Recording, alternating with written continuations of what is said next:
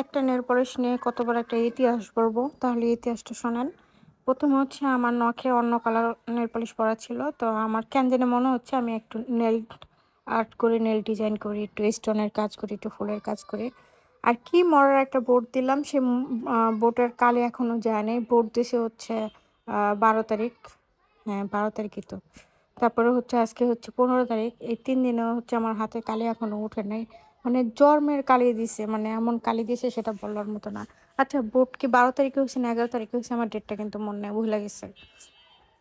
তারপরে বাকি এই ৪ টা ছিল, ৪ টা হচ্ছে এটাও চেঞ্জ করুম। মানে আমি আর চিন্তা করতেছি যে চেঞ্জ করে নিয়ে আসি। পরে এই যে চেঞ্জ করে আবার নিয়ে আসছি। তো ম্যাট টপ কোট দিছি, প্রত্যেকটা হচ্ছে স্টোন বসাইছি। কিন্তু সেখানে আমি গ্লু ইউজ করি নাই। স্টোন বসানোর জন্য আলাদা গ্লু থাকে, মানে হার্ড জেল থাকে, সেগুলো হচ্ছে আমি ব্যবহার করি নাই। নর্মাল যে ম্যাট টপ কোট দিছি, সেই ম্যাট টপ কোট দিয়েই হচ্ছে গ্লুটা হইছে, মানে লক করছে আরকি। মানে এক্সট্রা কোনো ইয়া করে নাই। আর এই যে এখানে যে উপরে, মানে আমার নেল আর্টটা তো আমি কোনো প্রফেশনাল না। আমি শিখতেছি, নিজেই শিখতেছি, বাসায় করতেছি। কোনো আমি নেল আর্টিস্টের কাছে যাই না, কোনো কিছুতে যাই না। যা শিখতেছি আমি এই আমার নিজের অভিজ্ঞতা থেকে, আর Google, YouTube, ওয়েবসাইট সবকিছু, Facebook সবকিছু থেকে আমি হচ্ছে শিখতেছি। এখানে আমার কোনো কোথাও কোর্স-টোর্স এইসব আমি কিছুই করি নাই। তারপর আমি পুরোপুরি ফুল বলতেছি যে আমি জাস্ট এই নেল আর্টটা করছিলাম হচ্ছে ৩ থেকে ৫ দিনের জন্য। যেহেতু আমাদের ১৯ তারিখে রোজা।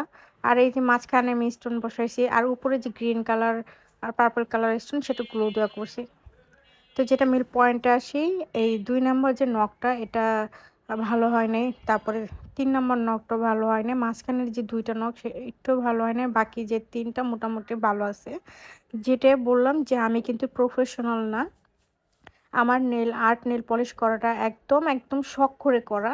আমি নেল আর্ট করলে, নেল পলিশ করলে, নেল ডিজাইন করলে মানে আমার মনটা হ্যাপি হয়ে যায়। মানুষের শপিং করলে যেমন মনটা হ্যাপি হয়, আমার হচ্ছে নেল পলিশ করতে, নেল পলিশের ডিজাইন করতে, নেলসের কোনো কিছু কিনতে আমার মন হ্যাপি হয়ে যায়।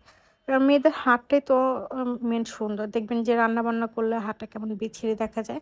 আমি আংটিও পরতে তেমন একটা পছন্দ করি না। কিন্তু নেল পলিশ পরতে অনেক পছন্দ করি। তারপরে এই যে ডান হাতে করছিলাম ক্যাট আই নেল পলিশ। এই যে ক্যাট আই, দেখছেন? একটু লাইটিং শেডিং হচ্ছে।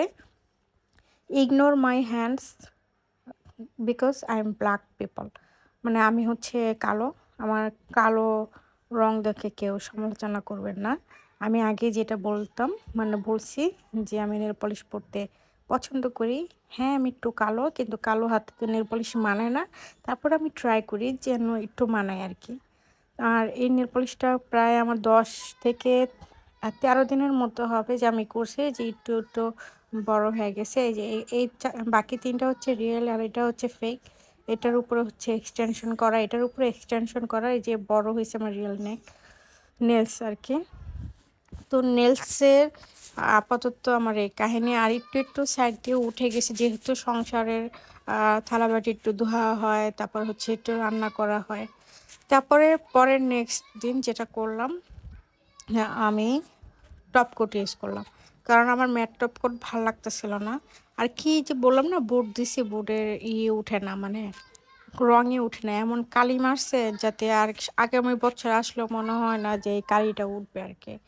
তো বললাম যে ম্যাট টপ কোট যেটা দিছি আমার কাছে ভাল লাগে নাই, কেমন জানি লাগছে। পরে আমি হচ্ছে টপ কোট দিছি, নো হোয়াইট টপ কোট দিয়ে হচ্ছে আমি এটা উপরে দিছি যেন একটু শাইনিং করে। যেহেতু এখন আর মাত্র আছে ৩-৪ দিন, তারপরে তো শেষ।